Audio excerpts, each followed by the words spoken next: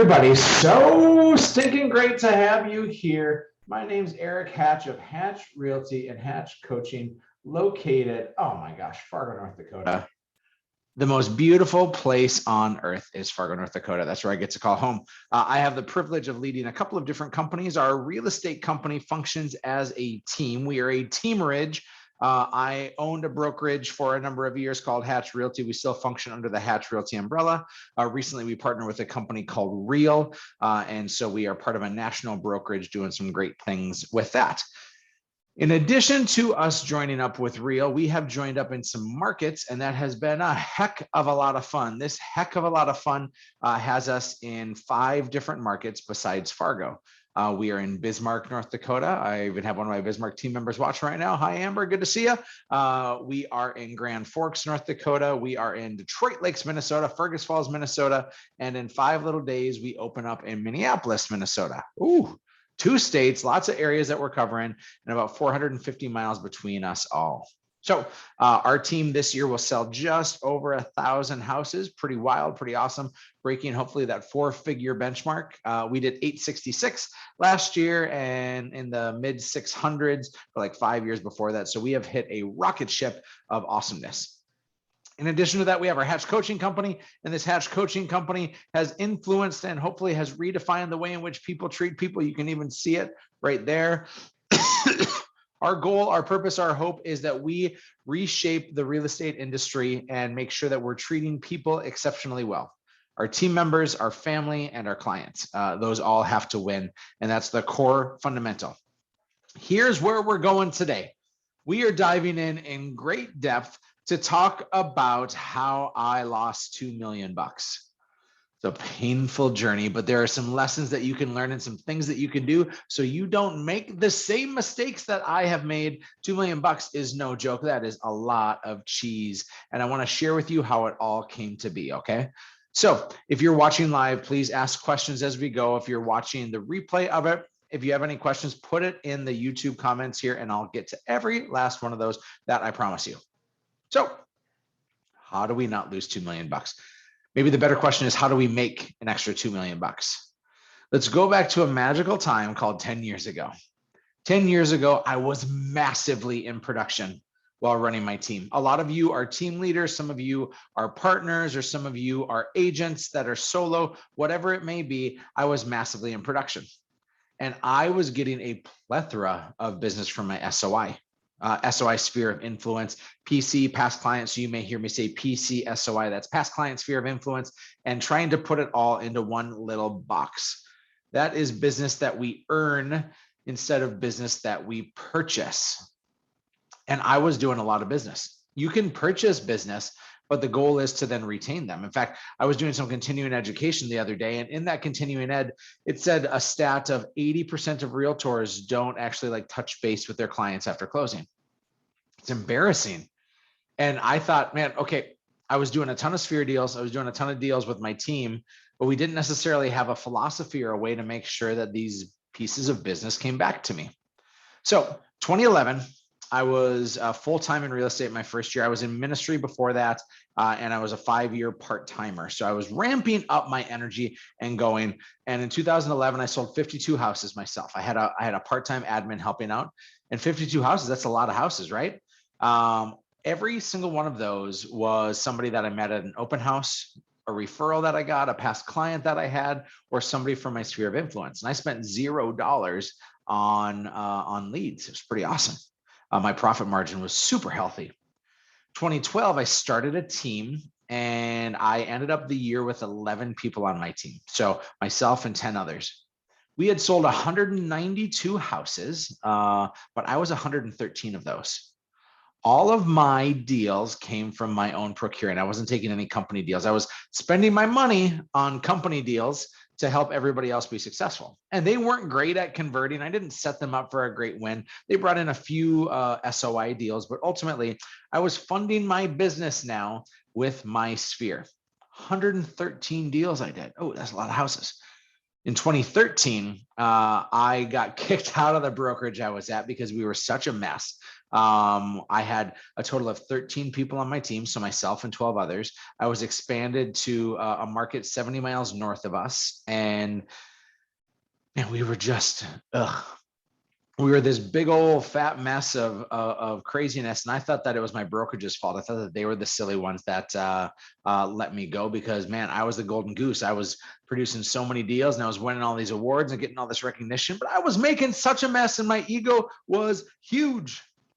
That year, my team went from 13 people down to 3 people overnight. A couple people I didn't invite to come with me. And then the rest basically said, Erik, you're more of a liability than you are an asset. A lot of learned lessons in that, maybe for another day. But I finished out that year. Here's what I did is I put my head down and I got really diligent at working my SOI, because these people hopefully knew, like, and trusted me. And I needed to make sure that I protected my reputation, because I had just messed up really big. As a guy who had never really failed big in his life, I failed. And I failed on a high level, so much so I even had our local business magazine put failure on a shirt for me. And I was the poster boy for failure for our local community. It was pretty harsh. We ended up selling 246 homes that year, and I was 153 of those 246 deals, all from my SOI, all from referrals, all from past clients. And so I had hit the mother load, right? Profitability should be insane, but I was spending so much on other business and setting my team members up to basically chase after purchase business. And I wasn't necessarily teaching them how to retain this. It was not the right strategy.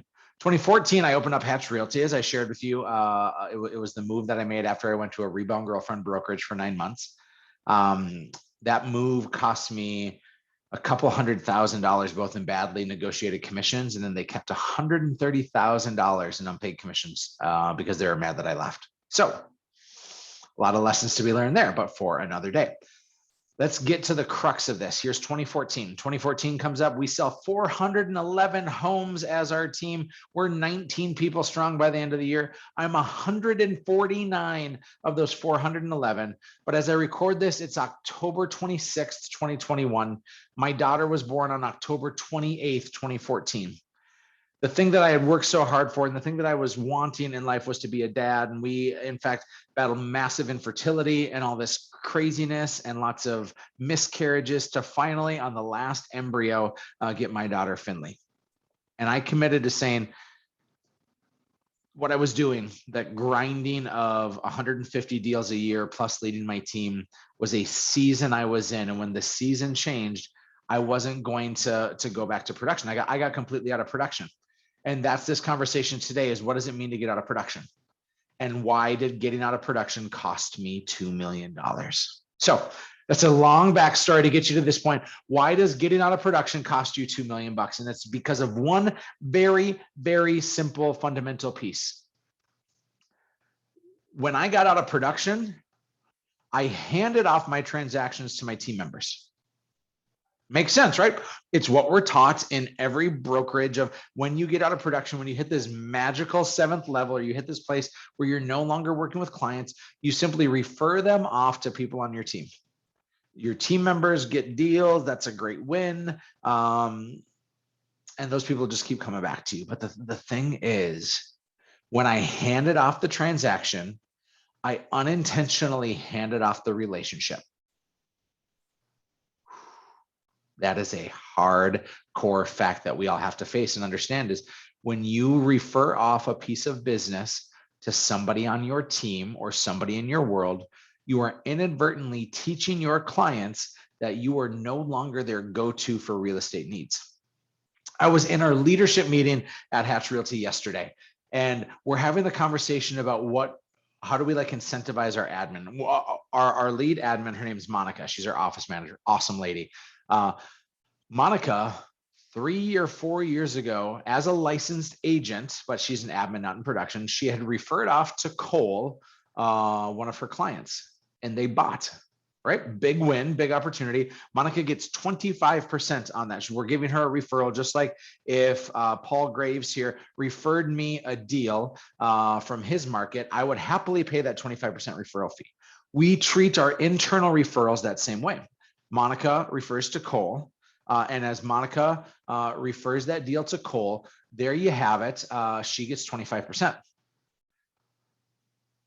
But just 3 months ago, those clients came back, right? They came back, which is awesome. They came back to work with Cole. They didn't go to Monica because Monica had taught them, I'm not your realtor. Let that sink in for a minute. When you refer somebody off, you are teaching them, I am not your go-to. I am not your point person. You're not going to work directly with me. And so Monica now is rightfully so saying, hey, Cole, that was my sphere in the first place. Shouldn't I still be getting 25%? Or maybe let's negotiate and cut it in the middle and say 10 or 15%. Or like, do I still have a right to this?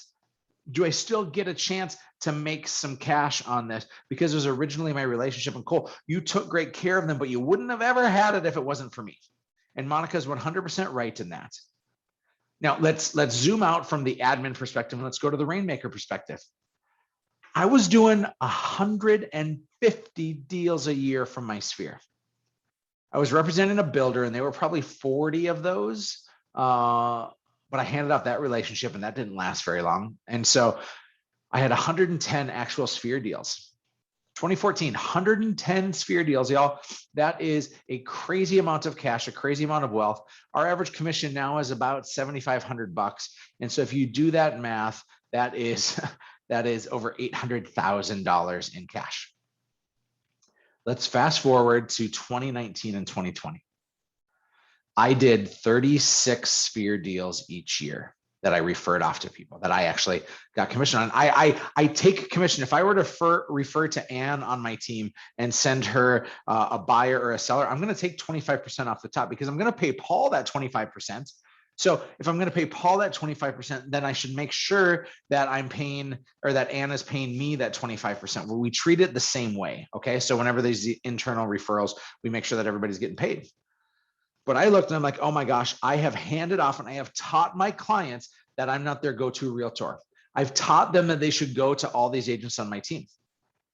And I've been running a team since 2012. Do you think that 10 years later, all those agents are still on my team and I still get to reap the benefit of that? I mean, I'd hope so.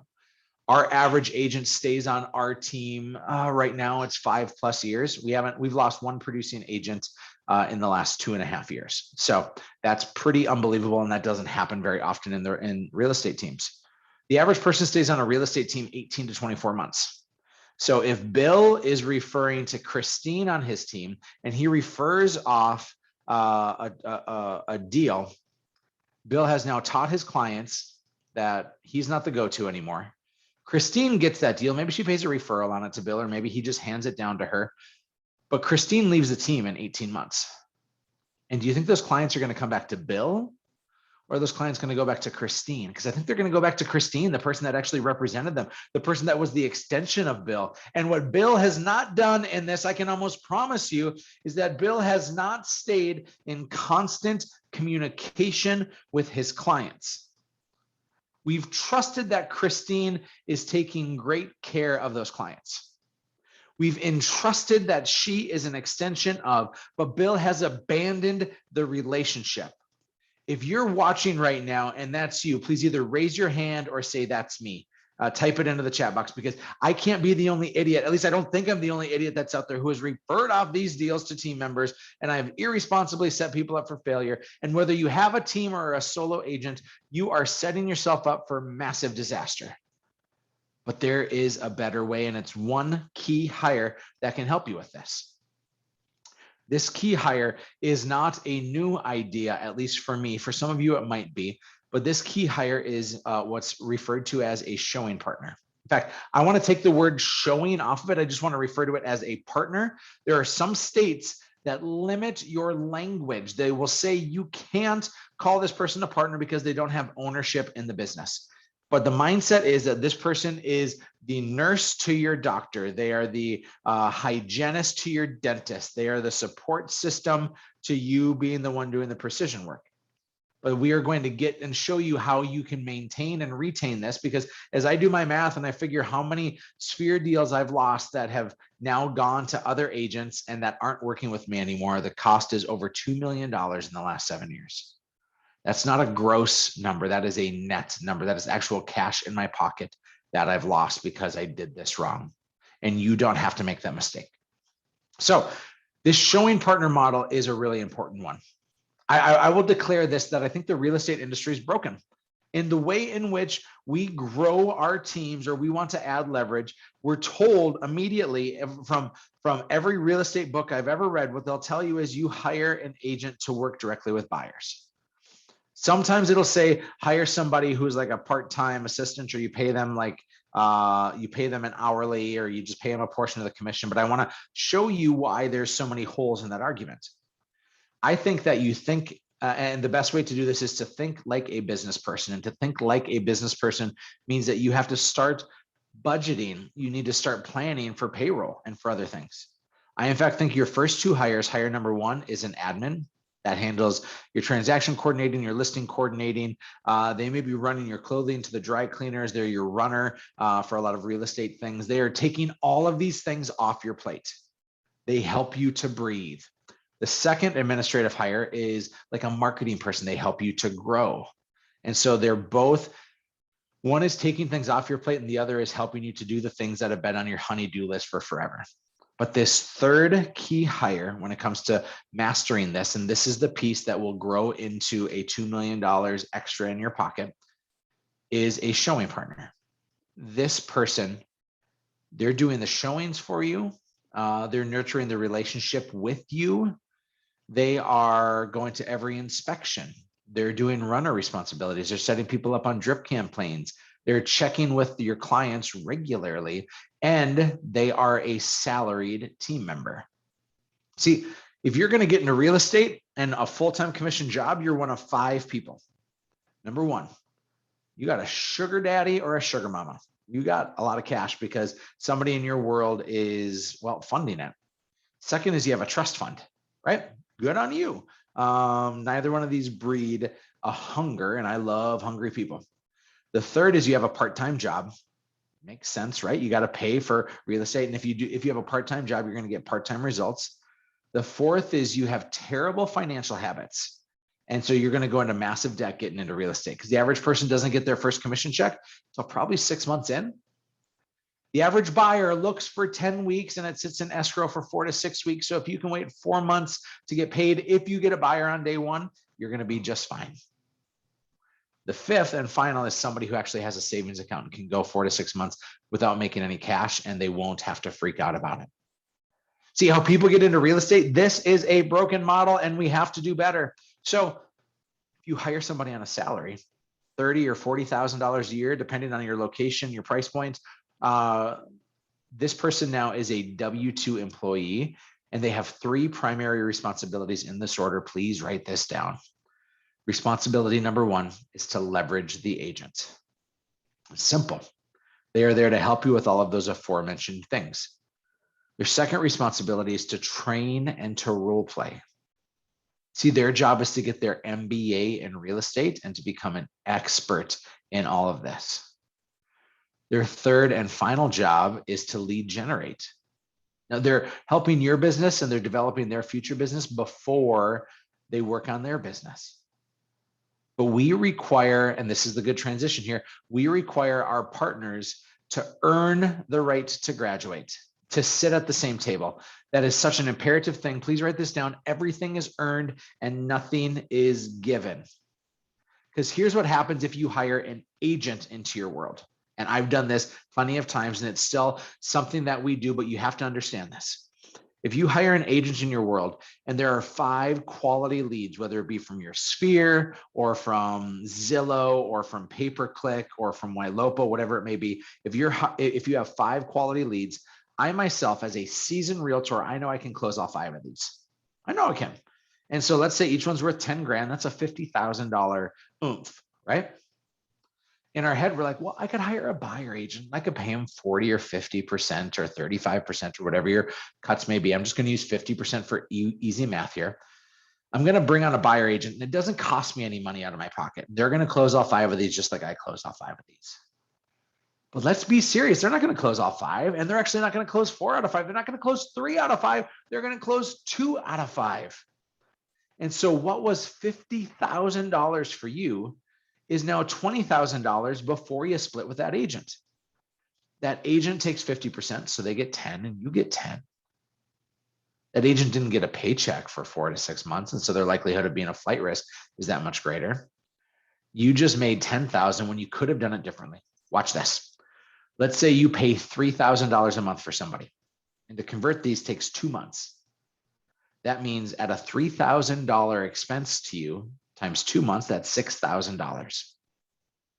Subtract that $6,000 from $50,000 in commission, and you just made $44,000.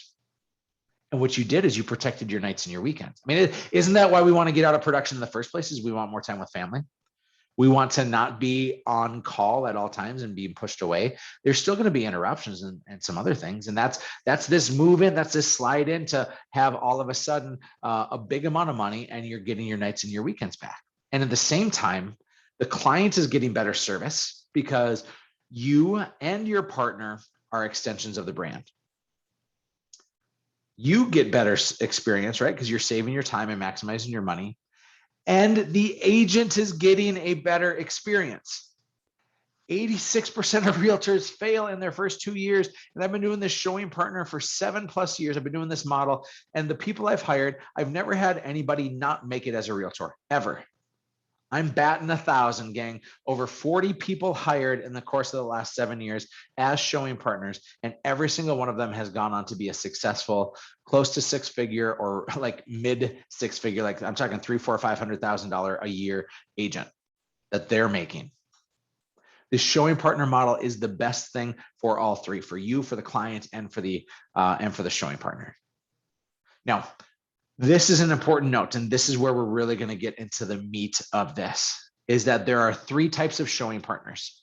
And you maybe don't know who is the right fit for this or which they're going to fall into, but I think most of them will say they're the second. See, a showing partner helps you so that you don't have to refer all this business off to a bunch of agents on your team. You're actually growing a micro team. You're keeping your own business, whether it be from your SOI or from actual things that you're converting from the company, paid business. You're retaining that because your greatest chance at profitability is when you are in production. I see agents all the time race to get out of production because they want their nights and their weekends back, and they want to empower the people on their team, but they're taking the 5 out of 5 here and they're only cashing out on 2 of the 5. And now they're breeding mediocrity. They're setting people up for failure. They're not getting a great chance to win. And it is a broken model. That's why so many real estate teams are sputtering. If you look at the profitability of real estate teams and take out the production of the lead agent, it is embarrassing how little money these teams are making and how many are actually being funded by the production of the rainmaker. See, there's a better way, and it is to grow your micro team. Yes, you can grow other people on your team. Yes, you can create other opportunities, but this growth of the micro team and the usage of a showing partner, so you are growing your own tight-knit, highly profitable team, it's the core that's going to unlock so much potential for you. So as I alluded to, there are 3 types of showing partners. The first one is the lifer. On the disc profile, this is probably somebody with a higher S, right? If you know the disc profile, 3% of people are high Ds. These are your dominant drivers, your risk takers, your probably highest ego people. They are demanding and commanding. You then have I's, who are influential and social. These are your chatty Cathys. These are your traditional buyer agents who love the social life. They love the sporadic nature of the game, and they're out there connecting with people. That's 11%, 3% D's, 11% are S's, or are I's, excuse me. 69% of people are S's, 69%. These are your stable, compliant. These are your I don't like change kind of people. These are your rule followers. These are the people who don't rock the boat. These are the nurses of the world. 69%, there's a whole lot more nurses than there are doctors. And then the C's have already actually calculated that at 17% that's left.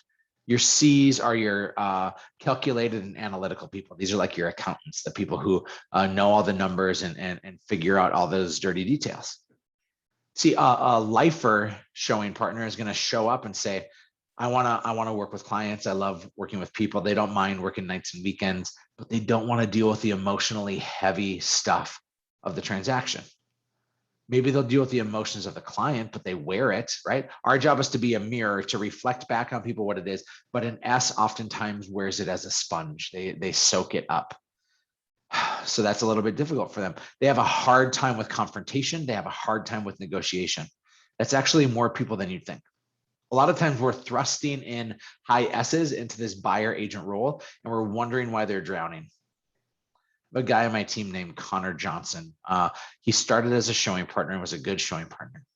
Then he transitioned to a buyer agent. He was a bad buyer agent. He now is our training, development, and expansion director, and he is in his sweet spot, but he couldn't handle the pressure of constantly being needed, constantly on call, and heavy negotiations, and then giving people bad news. It wasn't designed for him. See, these lifers, they'll stay with you for 5, 6, 7, 8 years, and they are an extension of your business. It doesn't mean that you get to have this $2 million back in your pocket, but you probably get $1 million of it back. You're still in production some. You're still negotiating as that lead agent or that rainmaker. You're still having to work in the business more than you want to. The second piece, and this is what most people will sign up for, is to be the graduate. That they're using the showing partner model, which is a salaried model and the opportunity to earn commission as well. We think that a showing partner, when they bring in something from their sphere or open houses or a referral that they get, we give them 15% of the commission. So these showing partners come in and they decide that they want to be a graduate. So we say graduation, you need to achieve 3 things. Number 1 is competency in the role. That is a determining factor by their leader. Does this person have competency in the role? That's the only thing that's an emotional feel. Otherwise, it's all logical. Number 2 is time served. I see a lot of people say a minimum of a year as a showing partner, right? That's pretty good training, better than the real estate class that they just took. Showing partner a minimum of a year. And then X number of deals that they brought in themselves. So the X number of deals would be sphere deals, referral deals, open house deals that they bring in. I see people have 5 to 10 usually as that number, because that person needs to be able to feed themselves if you're going to help feed them and give them the same at-bats as all the other agents on your team. In our world at Hatch Realty, minimum 2 years and minimum 20 deals. It is hard to have a seat at the table to be an agent in our world. It is. It's a hard hill to climb. Okay. Now, with all of that being said, people will sign up as a showing partner because there's far more baristas and servers and retail workers and people fresh out of college that need a steady base pay. And they'll have a better chance of being a successful realtor by using this training time to earn while they learn. They're getting their MBA in real estate under a top agent, whether that be you or somebody else on your team. I think it is the must-do way for people to become really successful. And it's a way for you to maximize your cash. Now, as people graduate up, you can choose, are you still retaining a little bit? Us being at real means that, let's say Bill has Amber, right? Bill is our agent, Amber is the showing partner. Well, Bill is going to be able to have Amber in his downline, so he'll always get a retainer on that whenever Amber's selling houses when she graduates. Other times you can choose to say that Amber's always going to give 1% or 3% or 5% to Bill because he was the training sponsor. You see that a lot in like wealth management firms and that sort. So you can build that into your ecosystem, but the graduate role is a great way to create a wider model, and you're making sure that everybody is trained up exceptionally well.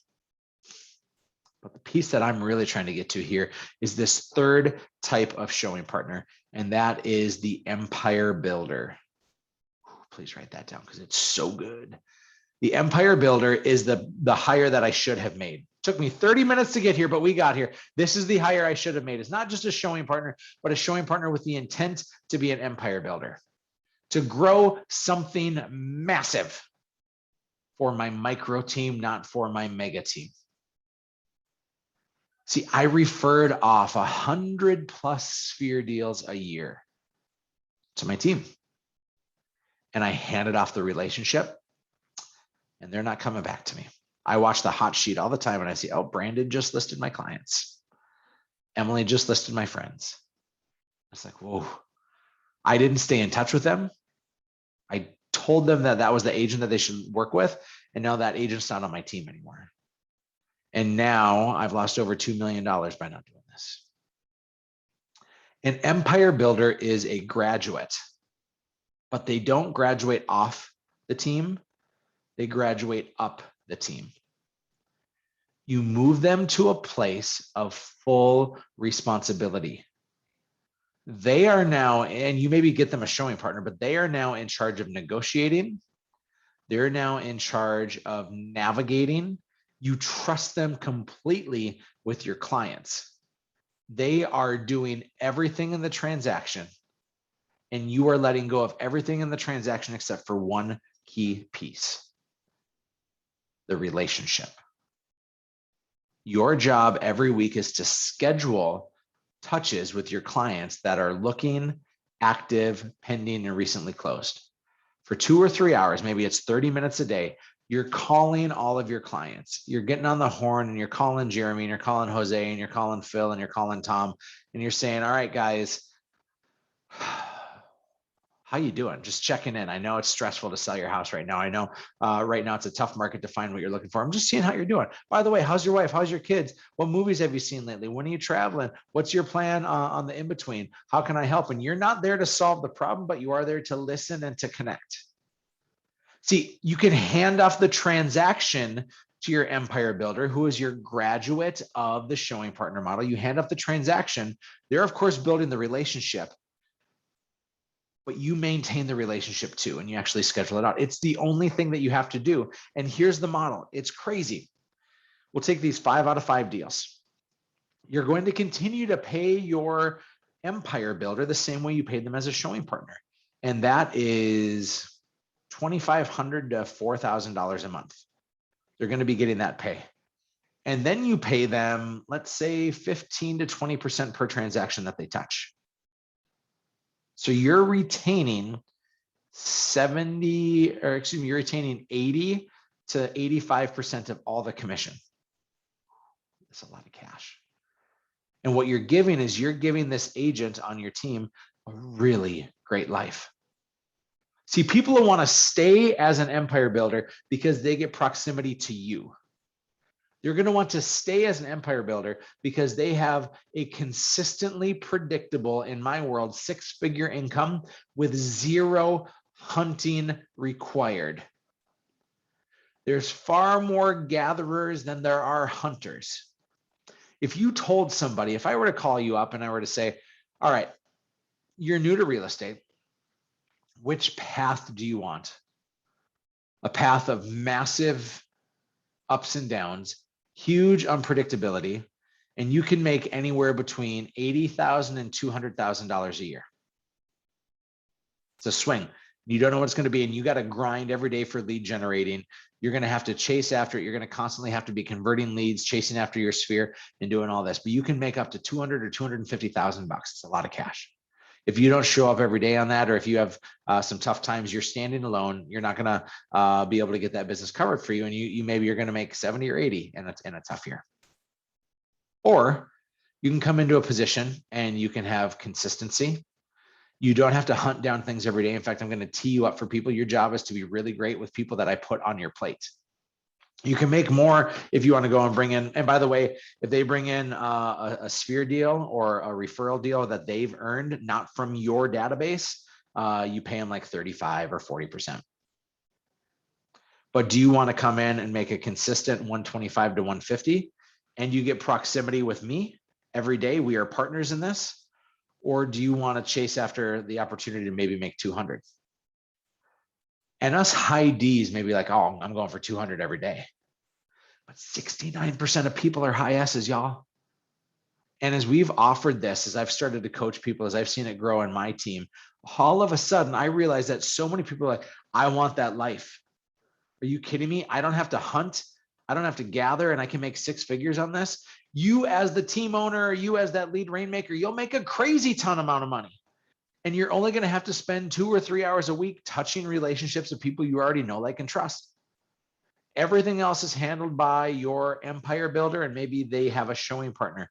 But your profitability on these is pretty dang high. After you pay their salary, after everything else, you're going to profit about 75% to 80% per deal.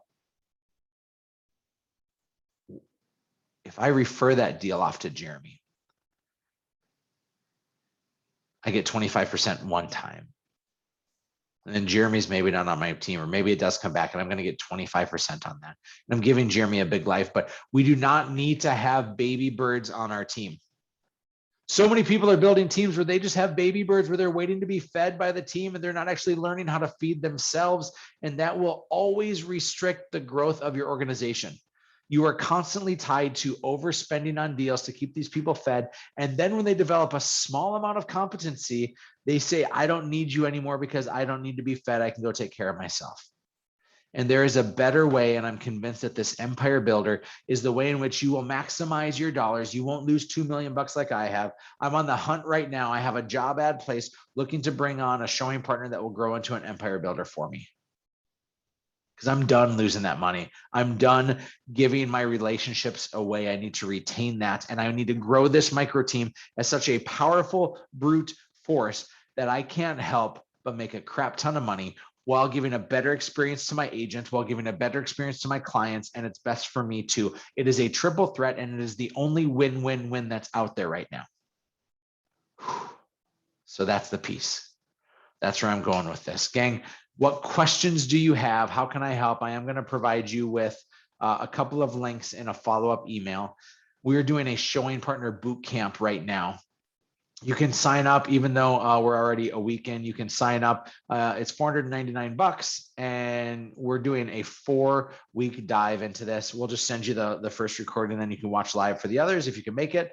But this is the game changer. It is the thing that is changing this industry. Nobody else is teaching it, coaching it, and pushing it quite like we are. And nobody else is having teams that are experiencing this kind of maintained wealth and healthy growth like we are. This is the thing. And if you're not doing it, you need to do it. Step number 1 is to work on hiring a showing partner. And we'll give you a link to the boot camp that'll give you everything you need to know.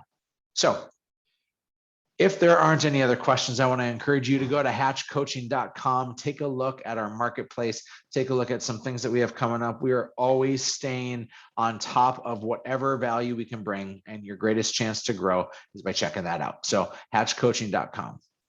Jeremy says he's ready to hire a second admin. That is awesome, Jeremy. I love that. This marketing hire is a great one because it's going to give you at least a 3-to-1 return on your investment.